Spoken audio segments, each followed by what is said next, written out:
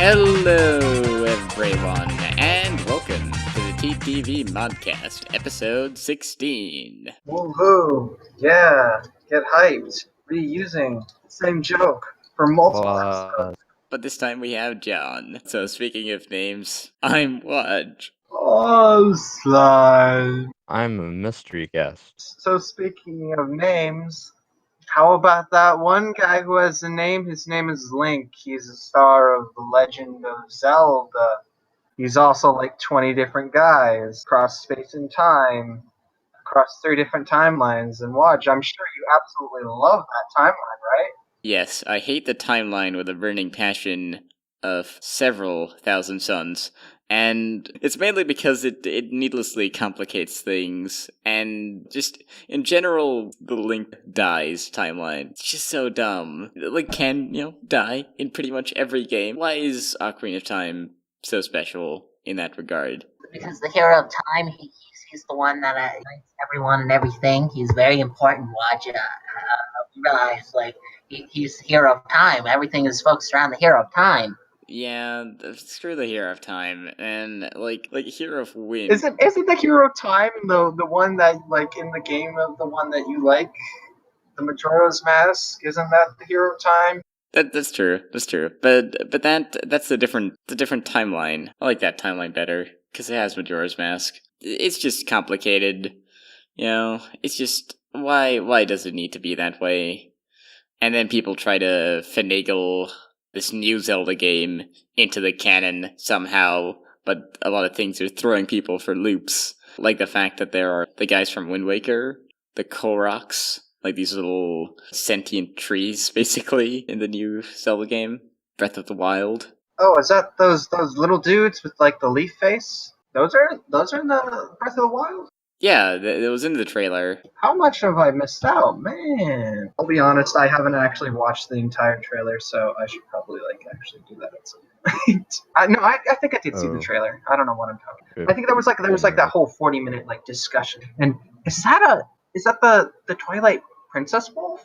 Yeah, that's one of the features in Breath of the Wild, is that you can use your Wolf Link amiibo from Twilight Princess and get Wolf Link as a companion wolf that'll follow you in Breath of the Wild, which looks pretty cool. Yeah, but doesn't that go against canon or whatever? What's canon? In my honest opinion, I think either Breath of the Wild is going to be... I think it's probably not gonna actually cohere with the timeline, which, if that is the case, I'm very happy, because I hate the timeline. We actually talked about Zelda 10 episodes ago, pre-E3, so I guess this is our post-E3 discussion. So one of the things about the new Zelda game is the Sheikah, and how they're gonna play a big part in the game's world, and there's all that advanced technology that the Sheikah have, apparently, and that Link wakes up in this huge shrine,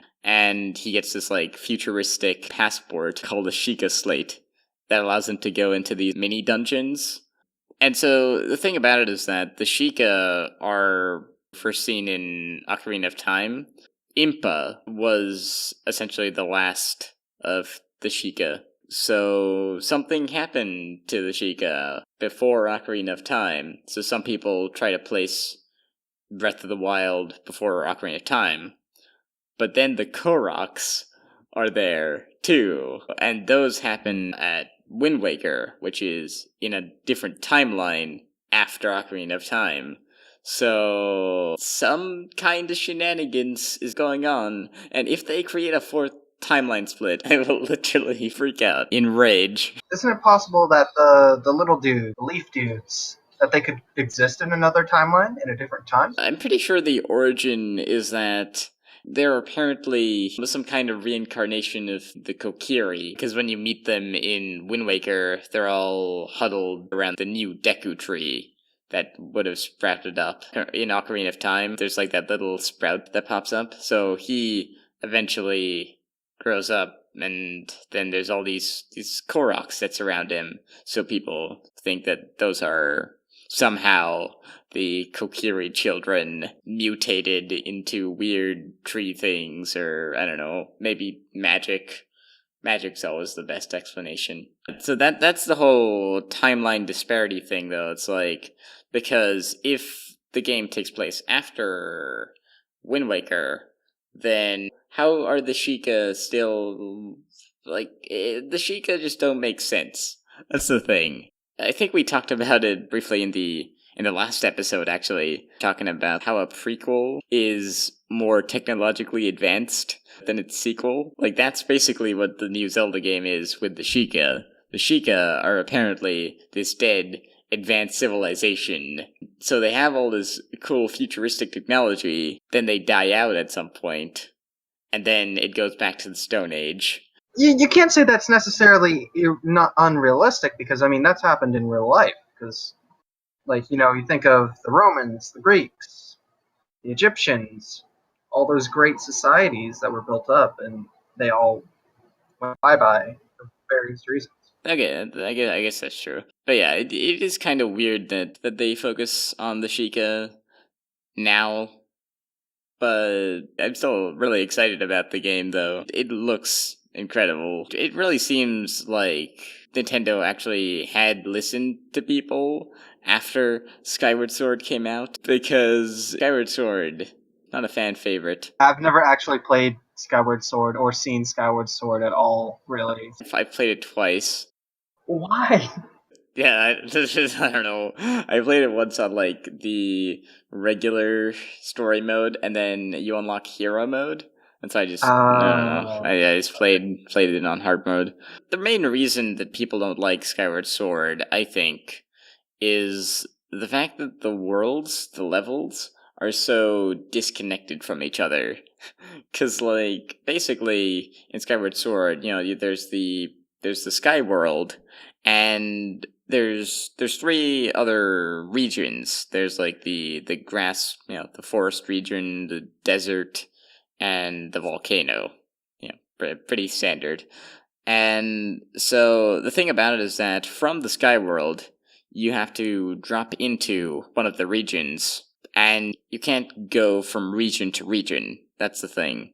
Like, the world doesn't really feel connected. There's a huge disconnect between all of the regions. So I think Nintendo really has listened to the fans with this game, because it's like, just the world is open and connected, and it's like, yes, thank you, Nintendo. The whole open world aspect of the game, I really find intriguing. As well, the whole fact that your resources can break, or like your weapons can break, and items. I find that to be quite an interesting thing, because, like, I mean, like, for Skyward Sword, I guess your shield could break, but I mean, it was pretty easy to just buy a new shield. Or so for this game, though, they didn't show off any towns or anything, but apparently there are going to be a few. Do we know if Breath of the Wild is going to have motion controls? I think it uses the gyroscope to look around. Yeah, I don't know if they showed that off in the demo. But there's no aiming your sword with. Yeah, it seems like they're sticking to traditional controls for this game, which I'm really glad, because Wiimote waggling to me seemed kinda not really that fun. It seemed more tiring than actually a fun gameplay experience, especially since the Wii Remote would just lag a whole bunch. Also to note, it's not as prevalent in Twilight Princess, but I've been playing Twilight Princess over the course of the past month or so. I haven't beat it yet, but I actually shut off the pointer for my game, because that little dinging, ringing noise every time my pointer was pointed at the screen, I couldn't take it. Then, like, the first 5 minutes, I just was like, this is worse than Navi. The gyroscope, I think, is a good thing to throw in there, because, like, at least using the gyroscope for the 3DS, play games like Ocarina of Time 3D and Majora's Mask 3D, that really is very, very helpful as far as like aiming, like bows and arrows and such. It's incredibly helpful. I've played Majora's Mask a bunch, and there's a whole lot of mini games in that game. A lot of them deal with aiming some kind of weapon. Like, there's a bunch of shooting galleries, and it would just be so hard to get a perfect score on the console edition because the analog stick is so finicky. So having the gyroscope just made it a ton easier to actually beat those games. Got to get that 100% heart piece collection, man. Oh yeah. On my 3DS, I always just used the control pad to aim.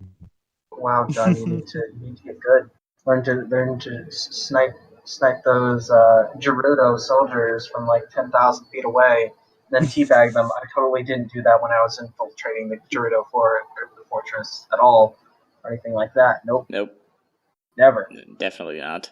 So, how do you guys feel about the whole like Link always being reincarnated sort of thing? I think it works since it's a legend passed down through the generations, and it's like it keeps being retold with the whole Triforce, and although there are some deviations, so I don't know how those fit in to the legend, but who knows? Maybe they're not canon in the world. Maybe Majora's Mask isn't canon within the actual Zelda world, but it probably is. It's because there's cameos from the.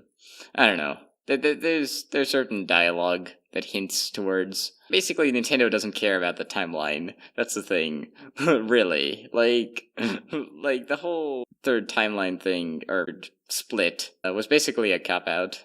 Can I say something about that? Explain why it's so terrible. So, okay, just think about the two timelines with the child timeline and the adult timeline. Those are caused by time travel shenanigans, which means that if those are the only two timelines, then alternate universes and the Zelda continuity are caused by time travel. Okay, cool. Now we get our third timeline, which is caused by Link dying, which has nothing to do with time travel. So if Link dying causes a separate universe, why can't any divergent event cause a separate universe? That's what Waj was talking about earlier, which is like, why is the hero of time? Why does it matter so much that he dies? It's like so much emphasis on him. I was thinking about how to word it in the most overcomplicated way possible, so I missed where Raj was talking about that. My bad. That's better. That's a better explanation. I wanted to say that I think that's a really cool idea to use as like your main character isn't one main character, it's one of many main characters. I think that's a really cool idea. It's just like Mario is just like there's one Mario. Mario. Or is there? For all intents and purposes, there is one Mario. And like think of any other main video game series, like there's one Master Chief to my knowledge, there's one Mega Man, there's one Sonic. It's just the one character, and that's fine. But after a certain while, how stale does that get, especially for a game that tries to be serious with its storyline? It's like you can build out character development and all that, but eventually you need to change up the main character. Zelda does that with pretty much every single game. It's like every single game we have, technically speaking, a new main character with different motivations, different goals, and generally and still the following the same thing. Throwing completely different links together and making them into the same link. I think the egregious one is that the link from Link to the Past, according to the timeline, is also in both the Oracle games and Link's Awakening. I could maybe see... Wait, what? Yeah, seriously, those are all supposed to be the same link, according to the timeline. I haven't actually looked at the timeline in a while, but yeah, I just remember it being dumb. Also to note, like, the Hero's successful adult line has, like, 3 games, and it's all the Toon Link games of Wind Waker, Phantom Hourglass, and Spirit Tracks. Those make sense, because, like, those were basically all direct sequels between each game, so it makes sense that they're in the same split. But if the Leafy dudes are only in the cartoony universe, Then why isn't Link from Breath of the Wild in a cartoony style? Waj? Tell me that. I've proven your theory wrong. It's sort of a cartoony style, but not in the same way. The Breath of the Wild art style is more reminiscent of like anime, you know. Cell Like shading. they have the same cell shading technique. So yeah, I mean, yes, it is somewhat cartoonish. So my point still stands, but also I hate the timeline. So no, it doesn't matter. The timeline sucks. But Waj, the timeline. There's so many people trying to speculate about like where it's gonna fit in the timeline, and I'm like, I don't care. Like, just if it's a good, if it's fun, it doesn't matter. Like, it doesn't matter where it fits in chronologically into this mess. I don't know why people care so much, and why Nintendo. I think if they had listened to fans for Skyward Sword and what they didn't like about it, I think one of the things would be the fact that it's they put such an emphasis on it being like it's the first game in the timeline, and they've said that many times in the past. They've been like, oh no, Ocarina of Time is the first game. And then games came out, and they were like, no, Minish Cap's the prequel. And then Skyward Sword. So like it really doesn't matter, like where it fits in. They're probably gonna retcon a new prequel or a new starting point anyway in the future. So like it doesn't matter in the overall scheme of the actual gameplay. Or at least that's just what I'm speculating as well. That they'll focus less on that emphasis on the timeline because Overcomplication with storylines makes for very, very complication things. Like to tie it into something that I'm sure all of our viewers will be at least somewhat aware of. Bionicle. Keyword. What's There, that? throwing that in there. Is that lame Hero Factory knockoff? That thing Yeah, sucks. it was kind of lame, in all honesty. No, it's like Bionicle's timeline. By the end of it, was just so confusing, and things happening left and right, and like the Toanduva were split up, and like people were going to the Red Star Zombie Maker, and like people Well, were that going wasn't left really and right, and like for the most yeah, part, that wasn't a timeline issue, though. That was just lots of plot threads in the same universe issue. Where I, timelines did become an issue in Bionicle was with Toa Tuyet being dead and then being alive in a different universe, and then a different universe version of Tuyet being alive in the main universe. And yeah, I don't even remember what the whole deal was with that. I guess I'm just sort of speaking to overcomplication in general, but like. Yeah, this is one of the reasons why, spoiler alert, I like Kirby games. Kirby games are fun. In Kirby games, they don't really focus too much on plot because they know that the whole reason why anyone plays Kirby games is because they're fun. They're meant to be fun. That's kind of like what their goal is. So yeah, there's a plot, and yeah, there is like a little bit of hinting about like plot lines and like references to other games and like, oh, maybe this is like Origins and stuff, but like you don't have to care about that to enjoy it, and I like that. And if Breath of the Wild does that also, I think that'll be a good step forward. And I think what they're trying to do, because everything has to be like a soft reboot nowadays, right? It's like in order for anything to succeed. So what I think Breath of the Wild is going to be, I think it's going to be an attempt to make a 3D version of the original Legend of Zelda game, where it's going to be open world, go back to the roots, just explore around, and you basically have like no idea what you're doing. That's what I think Breath of the Wild is going to be. I mean, Aonuma, he taken a lot of inspiration from a lot of the Zelda games that came out recently, a lot of the spin-off titles, like Hyrule Warriors, but also especially the first Zelda game with that sense of open exploration and like having there being a big mystery aspect of the entire world. And so, you go and explore it and see for yourself what's out there. And also they kept mentioning this in the Nintendo Treehouse Live that they did, where they showed off like a lot of gameplay, but one of their key phrases that they kept saying was that anyone that plays the game will probably play it differently. Like there are no two identical routes that a person can take with this game. Since the world is so open, you're bound to find something, bound to play it a different way. There's so many options. There's so many different items that they now have, which I find really interesting. A lot of physics-based items. There's this one that's like basically a magnet tool that allows you to pick up certain large objects. I always like when Zelda games have like unique sort of weapons and items to them, as far as like new things. It's like, okay, it's really cool seeing the iron boots here again.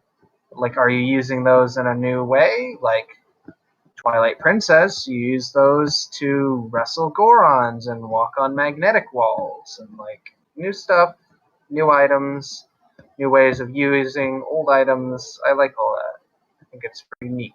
I really like how there are all these new items as well. The fact that items that you have, such as weapons, can break, because like it basically keeps you on your toes for any situation. Since it's such a vast open world, it's like you could get swarmed by enemies and you may not even have a weapon to use. So maybe the gameplay changes into like more of a stealth game. And so I guess that's what they're trying to say when they're like, oh, no two people will play the same version of the game. There's so many ways to play. Out of the Zelda games, what are your favorites? I've only played 3, 4 technically, and that's Ocarina of Time, Majora's Mask, Wind Waker briefly, and Twilight Princess. Out of all those, I've liked all of those so far. I'd have to say probably my favorite is Majora's Mask, just because, not only because, I don't know, there's something just fun about it. Like, there were parts that were frustrating, and like, I had to go and redo an entire like segment, even though as it turns out, I didn't actually have to do that. And like, it was like the whole you only have 3 days to do everything gets to be a little annoying at sometimes. But like, I don't know, it was just a fun game, and it was fun, like in a weird way. The whole only having 3 days thing kind of made it easier for me to like say, okay, things are going to happen. And they will always happen, provided, events. It's like, no matter what I do, in another, I do something and I mess up, I go back in time, I can just redo everything. Well, I mean, I guess it's kind of obvious. I really, really like Majora's Mask. It is my favorite Zelda game. And the whole 3 days aspect of it, I guess it causes stress for people, maybe. But for me, I really appreciated the fact you can basically study people's schedules, and people are doing things. Like the NPCs are not just lifeless, or static, rather. Which I find in just a lot of games. There isn't a lot of thought put into the NPCs. But the fact is that the NPCs actually have their own, backstories to them. And they're a lot more fleshed out than a lot of other characters in Zelda games, which I find really cool. Like, I find that to be one of the most enjoyable aspects of Majora's Mask. It's just all the characters. I really like them because they actually seem like characters other than in Ocarina of Time. They kind of seem bland in general. They're just moving the plot along a lot of the times, or are just useless. As well, I suppose it's because the actual plot of Majora's Mask affects everyone. The moon falling down onto Termina affects all the town citizens in some way. And, in Ocarina of Time, that isn't really the case. Like, the townspeople don't really seem to know who this Ganon guy is. And, when you've grown up, when you've pulled out the Master Sword, everyone's just kind of moved over to Kakariko Village, and then it affects them.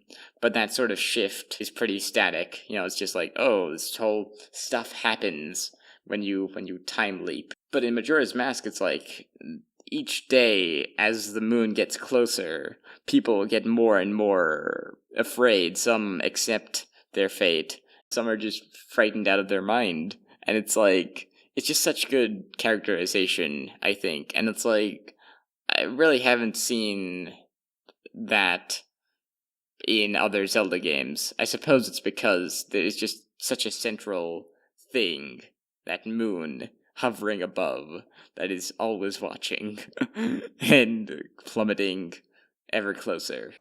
Yeah, that's what's so cool about that game. Is like it makes you care that like, oh, the moon is going to crash and kill like all these people, like all of them, every single one of them, even down to the post guy and the Andrew and Cafe, the two lovers, and then there's like the mayor and that giant Goron dude, or like the Deku butler.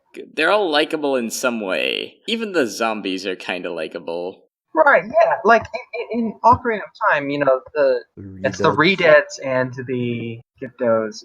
In Ocarina of Time, it's just like, oh, these are zombies. They want to kill you. Goodbye. But like in Majora's Mask, you're given a mask and you can actually talk with them, and you're like, oh, like they're not half bad. And like even the Stalfos, it's the same thing where like you're given a mask and you can actually talk to the Stalfos, and they're like actually really cool. That idea of like talking with these creatures which are supposed to be your enemies, it's like, oh, they're people too. It's like, I don't know, it's really cool. For Zelda games, it seems like there's usually, it's pretty clear-cut, black and white. You're the hero, and Ganon's usually the villain. But for Majora's Mask, yeah, you're totally right. It's like, you get to talk to enemies. I don't think any other Zelda game, at least that comes to mind, and that you can, interact with them and actually, like, find out they actually have their own societies, and they're their own people, their own tribes. So yeah, this has been TTV Modcast Talks About Legend of Zelda, mostly about Breath of the Wind, but also about other stuff as well. Also, I forgot to mention Fierce Deity, best guy. Really, Watch, I would have never guessed that, considering that your avatar is Fierce Deity Link from Majora's Mask. Goodbye, everyone.